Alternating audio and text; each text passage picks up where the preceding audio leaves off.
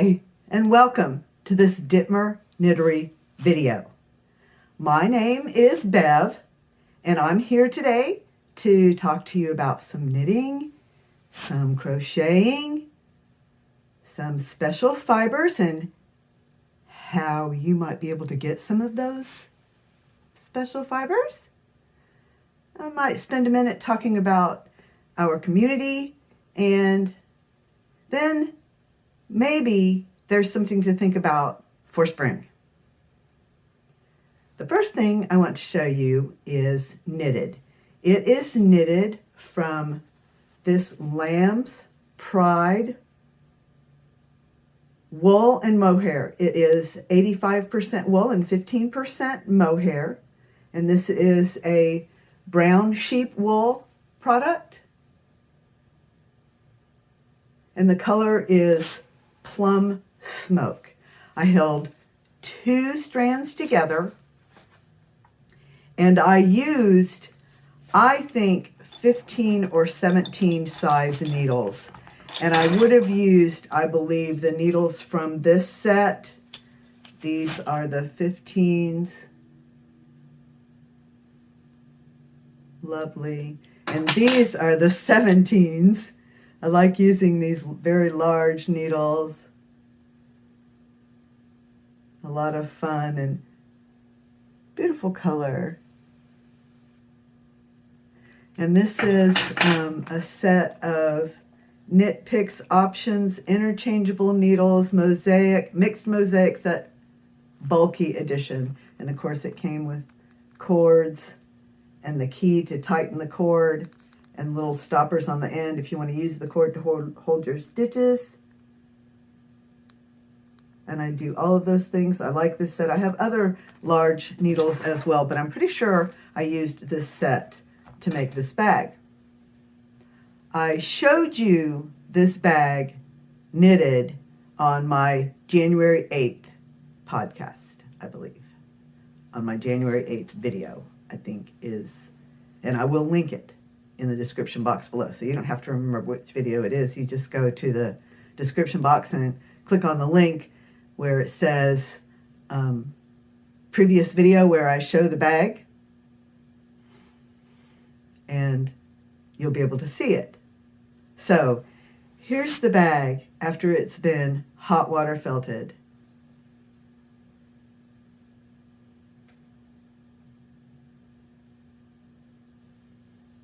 It is still a very large bag after it's been felted, and I really couldn't be more pleased with the results. I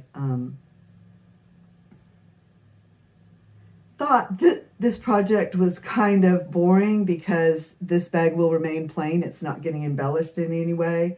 But the way this color and texture turned out this is making me so happy. There's a pocket there on the outside, and there's also a pocket on the inside. It's kind of hard for you to see that, but there is a large pocket on the inside. Here's the other side of the bag with no pocket on it. And it has a quite a large flat bottom. Again, that's hard for you to see. But it is has a large flat bottom. And it does, if you put just a few things in it, it does have enough body to stand up on its own. These flaps will have buttons on one side, and then on the other side there's button holes.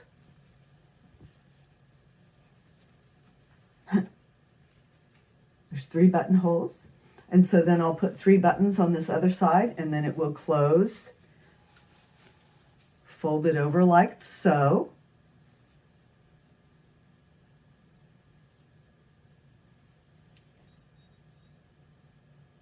And again, you can see this texture where I did, this is stockinette stitch, where most of the texture of the stitches is no longer seen. But here in this garter stitch, you can see the texture. And then here's the strap that also turned out very nice. I think it's just the right length. And it also has buttonholes, and it has buttonholes on each end.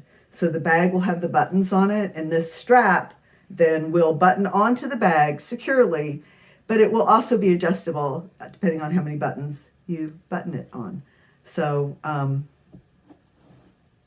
just a moment about that project, that this is some of my favorite yarn to work with, but I was so focused on this needle felting I've been doing and thinking about that and wanting to do that, that I didn't give this project the credit until I saw it almost done.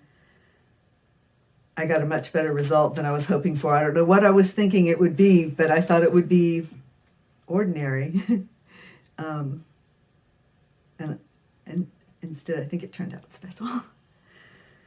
The next thing I have to show you is some crochet.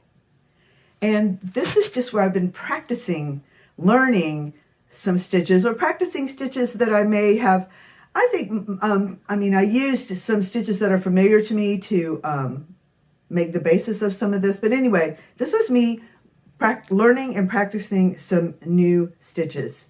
So there's one of my samples. I want to learn to make some more textured crochet stitches. These are popcorn stitches. These are berry stitches. I made that up. I just crocheted some to make it look like a little leaf there. I have another one that I created a spiral, 2 colors.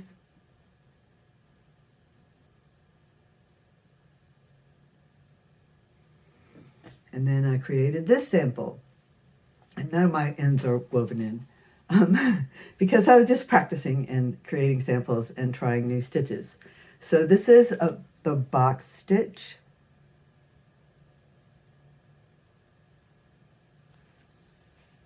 Here's some bullion stitches.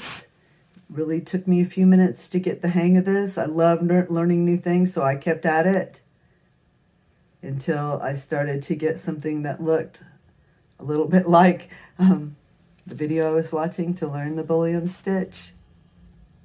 And I was watching something on Craftsy, and I'm pretty sure that the video is called Freeform Crochet. And it certainly, you will find it if you have a Crafty membership and you search Freeform Crochet. You will find this video that I was watching and see how to do all these stitches. This white is the crab stitch, which I think I've done before, which I think is the like backwards twisted single crochet. But again, one of the things I've been wanting to do is learn some very textured crochet stitches. And the reason I would like to do that is to create more 3D effects in my work. Whether or not I will felt these things is yet to be seen. But right now it's play and learning, and I'm having a great time, and I loved doing this. This was so much fun, making these samples of the different textured stitches. Box stitch, bullion stitch. The white is popcorn stitch. And she showed a couple of different variations about how to do the popcorn stitch, and I just practiced the one I liked the best. Berry stitch in the dark pink there. So that was a lot of fun. That was an evening's play. And all of this is also Lamb's Pride. I had some Lamb's Pride scraps, so I used them to play with. That made it even more fun to play with all those things. Now I have a short video to lead into the next little thing that I'm going to talk about. So I'll be back in just a moment. I think it's about 3 minutes. Here I have several ounces of wool roving of various colors, and some I have quite a lot of, and some there's just a little bit. But overall, look at this. Again, this is wool roving, probably most suitable for what's called wet felting, where you use these fibers to felt and shrink and create felt fabric or other items. Now, the reason I'm showing you and telling you about this is I don't do that kind of felting. I don't do wet felting. I do hot water immersion felting. I do use water and agitation to felt knitted and crocheted items. I also do needle felting, but this kind of fiber is not best for needle felting. This fiber, all these fibers, are quite fine. And so it's rather difficult to needle felt it because it's hard for the needle to catch those long, fine fibers. And when I talk about needle felting, I'll tell you more about what is suitable. But I only mention that here to say, this is really what I think is suitable for wet felting. And one of the things you can do with this fiber, one of the things you can do with wet felting is to felt soap.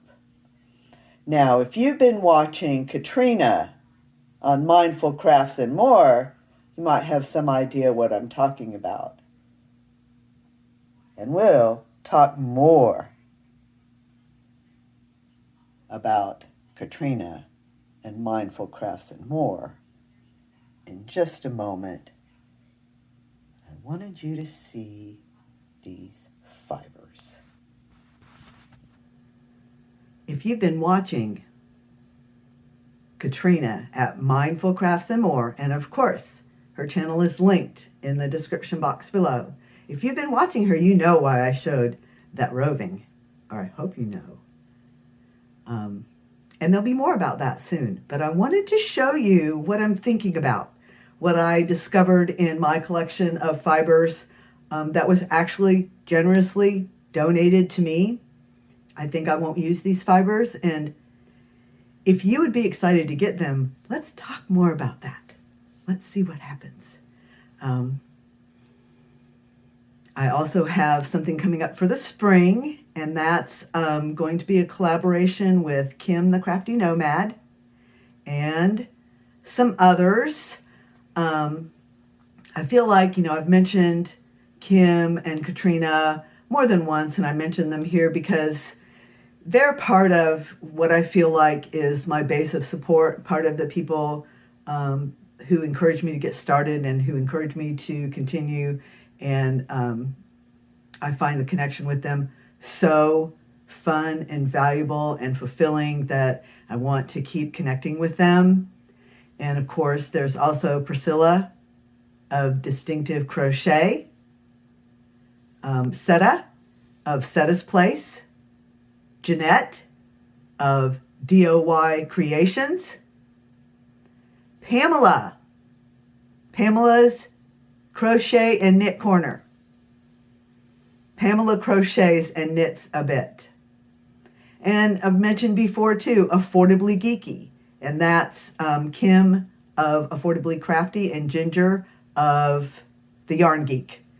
And like I said, these are, I feel like people who have encouraged me, channels, content creators who have encouraged me before I started making videos and who continue to encourage me as I try to find my way on these YouTube streets. I also have my viewers to thank for being here and watching my videos and commenting. And most of all, like I said before, for watching. I love it when you comment. I want you to email me, but I know not everyone wants to do that. And I love it when you watch. I'm so glad you're here. I want you to know that it just fills my heart when I see how many of you are watching my videos, and then it makes me be here again and say again, I thank you so much. Of course, I can't mention everyone right here, but I'm paying attention and feeling watched and seen and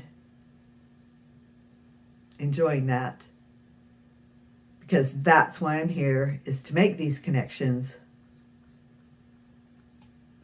to show you what I'm doing, to hear and see what you're doing, and to just be with you here and now. Thank you for watching.